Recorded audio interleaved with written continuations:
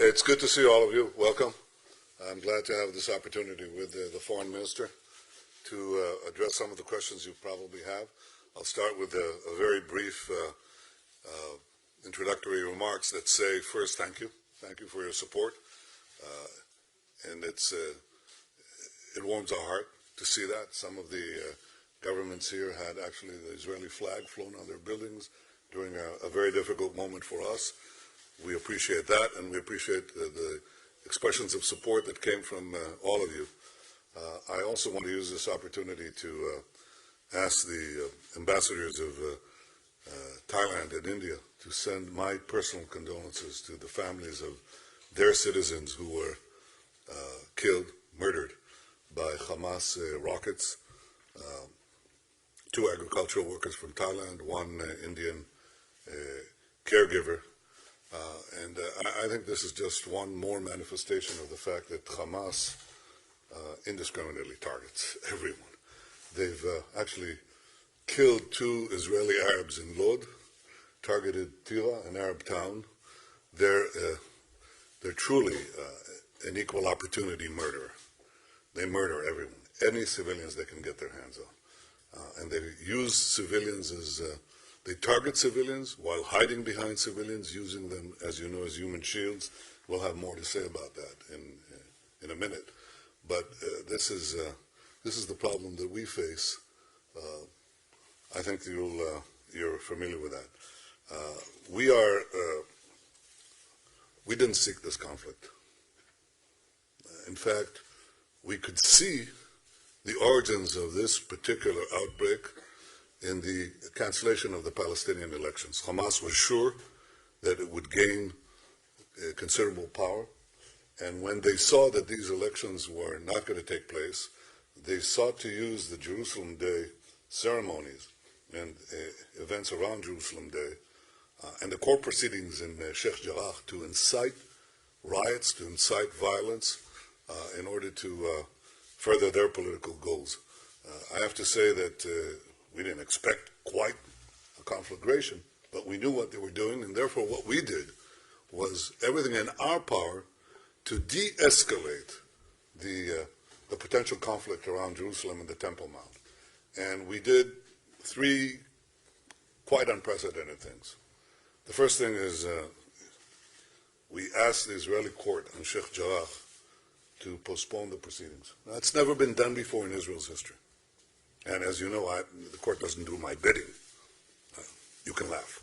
But we did ask them, I did ask them to postpone these proceedings in order to withhold this propaganda instrument from Hamas. Second thing we did was reroute the parade, the traditional parade that we've had for over half a century in Jerusalem, on Jerusalem Day. And again, I took that decision. These are difficult decisions politically. They're not simple decisions, but we did them anyway. And the third was equally difficult, even more difficult, which is to say to Jewish visitors to the Temple Mount, don't go on certain days, and they didn't, and allow Muslim worshippers, about 85,000 in a typical day, during the Ramadan, to visit the Temple Mount. This didn't help a whit. The propaganda continued, the lies continued, the incitement continued, and of course this was followed by the unprecedented rocketing of Jerusalem on Jerusalem Day. Since then, we've had almost 4,000 rockets fired from Hamas and Islamic Jihad in Gaza against us. By the way, about a quarter, almost 1,000 rockets falling into Gaza itself. So Hamas is not merely targeting our civilians, they couldn't care less if they fire on their own people. A quarter, almost 1,000 rockets, yeah. That's where they fired from, and that's where they land. Okay. Unbelievable, okay? So this is what we're facing with. We are faced with a radical Islamic terrorist organization that has a piece of territory right next to us.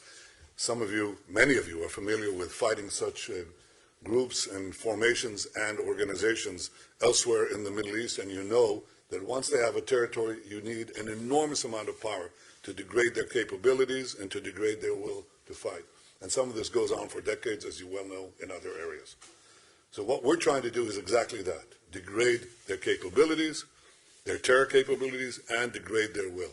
Last time we had an engagement was 7 years ago, an engagement of this scale, during the Protective Edge operation.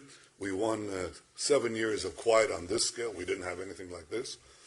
We did have an incident 2 years earlier. It lasted for 2 years, the quiet. So there were periodic battles, and we are trying to maximize the quiet and the period of calm that Israel can gain against this foe. There are only two ways that you can deal with them. You can either conquer them, and that's always an open possibility, or you can deter them. And we are engaged right now in forceful deterrence, but I have to say, we don't rule out anything. We hope we can restore quiet. We hope we can restore it quickly. I want to say that we're doing that while doing our utmost to avoid civilian casualties. I want to make that a little more concrete for you. Can you show some of this? Yeah, go ahead. Well, the first thing is you probably see is something you're familiar with, rockets on Tel Aviv. Can you show that? Hello? Where's Israeli technology at its worst? Come on, do something. No? No?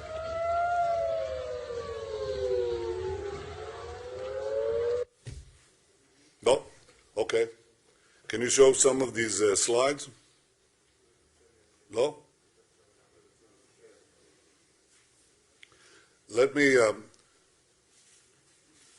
יש לך את השקפים בבקשה? אוקיי. תראה בבקשה שקף.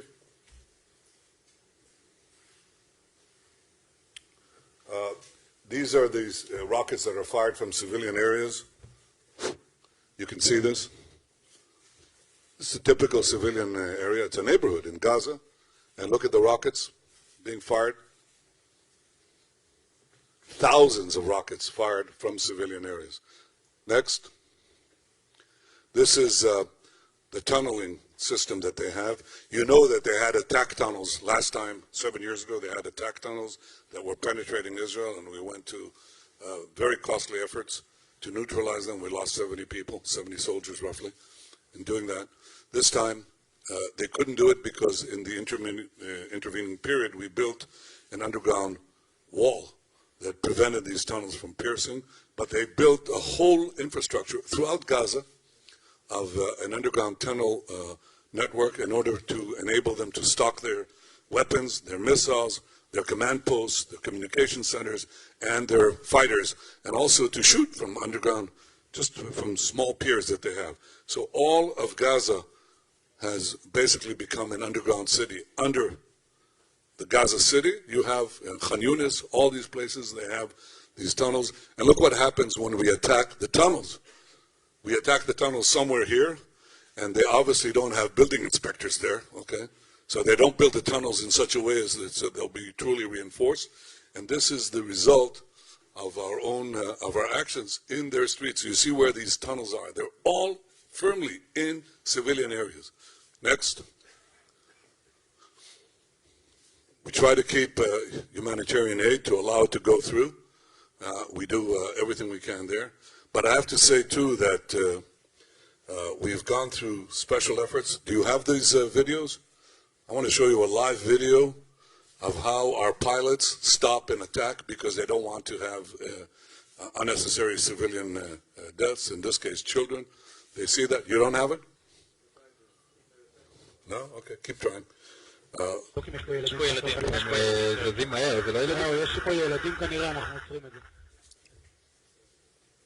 right.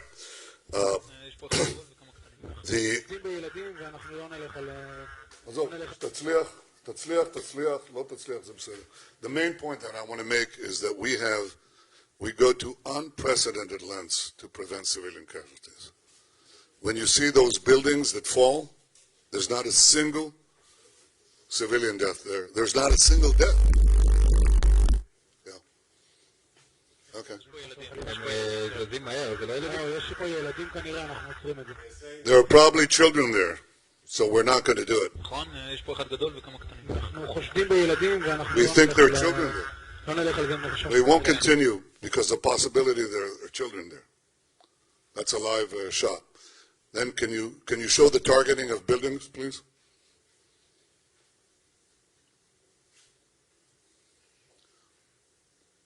We identify an arms cache or a missile cache. It's targeted. Now look at what happens. We hit that, and then you see that explosion in a building nearby. That's not our attack. That is explosives that go off because they're storing their ammunitions in houses, in civilian residents. Next.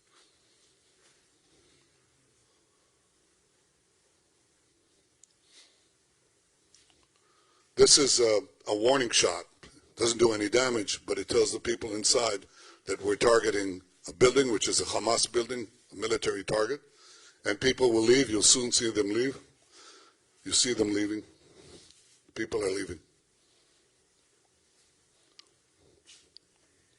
Next. Sometimes including terrorists. The terrorists themselves, yeah, they leave. Not sometimes. The foreign minister is absolutely right.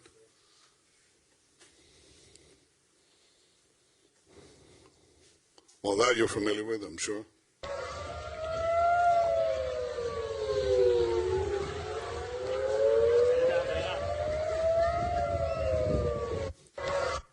I'm sure all of you have experienced that as well.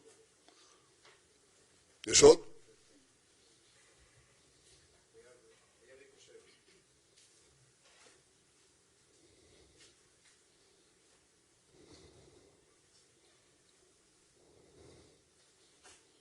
This is one of those failed rockets. We have close to 1,000 of them.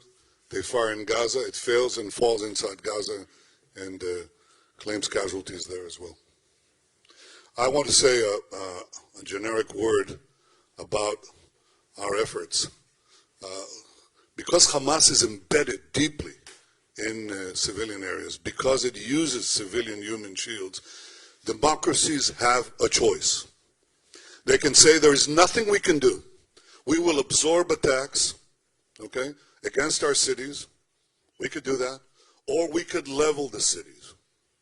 In World War II, when Western cities, specifically London and some British cities, were targeted this way by thousands of rockets, the response was to level cities. I admire Winston Churchill. I think he was one of the greatest leaders in modern history. I don't criticize him for anything. I think he did the right thing under those circumstances. But this is not our response to the firing of thousands of rockets on our cities. We do something different. We try to target those who target us with great precision.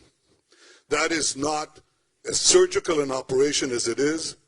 Even in a surgical room in a hospital, you don't have the ability to prevent collateral damage around the affected tissues.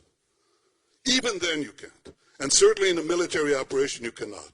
But there is no army in the world that does more than the Israeli army, in the Israeli security services, in Israeli intelligence, to prevent collateral damage. To have Israel criticized for that is absurd. Not only is it absurd and unjust and untrue, it does enormous damage to democracies that are fighting this kind of evil. It says you cannot protect yourself. Because in the course of doing that, instead of having the perpetrators who commit double war crimes, or hiding behind civilians and firing on civilians, not having them criticized, but having you criticize, is the height of hypocrisy and stupidity and irresponsibility. Because what that does is, in fact, encourage the terrorists. It gives succor, it gives support, it gives encouragement to the terrorists. And that is something that is bad for each one of us. If Hamas emerges from this, they'll anyway declare victory. I guarantee that. Whatever they do, they'll declare victory. They always do. But after time, you can see if they have a victory or defeat. So I'm not talking about the next 24 hours after the hostilities cease. Okay? I'm not talking about that. But if the perception is that they gained a victory, that is a defeat for all of us. When I say all of us, it's for all the democracies, it's for all those governments that seek peace, it's for all those in the Middle East, among the Palestinians and in the Arab countries, and those Arab countries with whom we made peace, who want to advance to a better future. It means we go backwards. It doesn't help the Palestinian Authority. It doesn't help our Arab friends in the Arab world. So I think that it's very important, and this is frankly an open message, and I'm not shy about saying it openly. I think you should support Israel strongly, because this is not merely a question of Israel's security. It's a question of our common security and our common interests in the Middle East. And I want to thank you for your support, and I'm looking forward to your questions. You can ask me anything you want, and whatever I can answer, and the foreign minister can answer, we'll do so within the limits of our security limitations. We're in an armed conflict in the midst of it, so obviously we have some limitations. But I very much appreciate your coming here, and I want to ask the foreign minister if he wants to add a few things.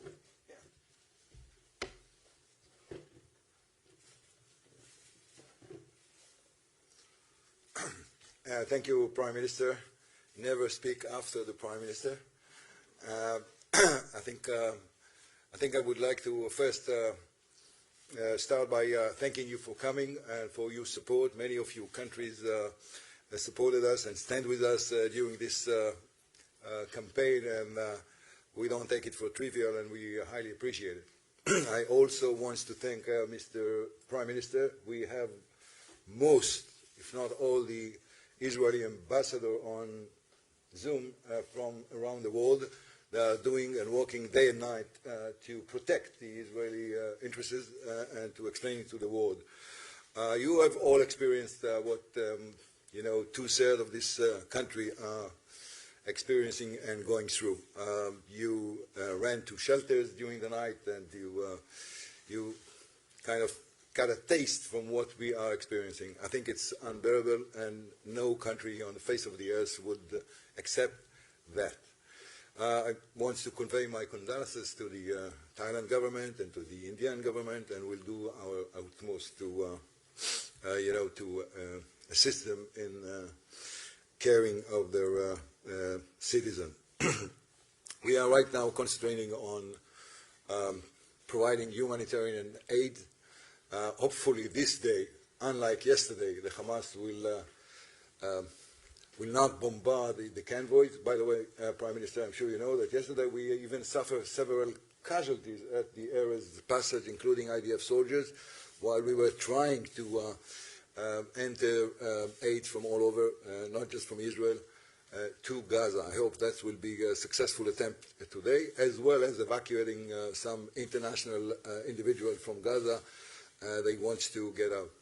Finally, I would like to especially thank the United States, from the President through the administration, the Secretary of the State, Tony Blinken, and others for their unwavering support, publicly and in other international arenas, as the Security Council and other places. I think it's a very strong signal across the world, not just to Israelis, that we are not alone in fighting this vicious organization, this terror.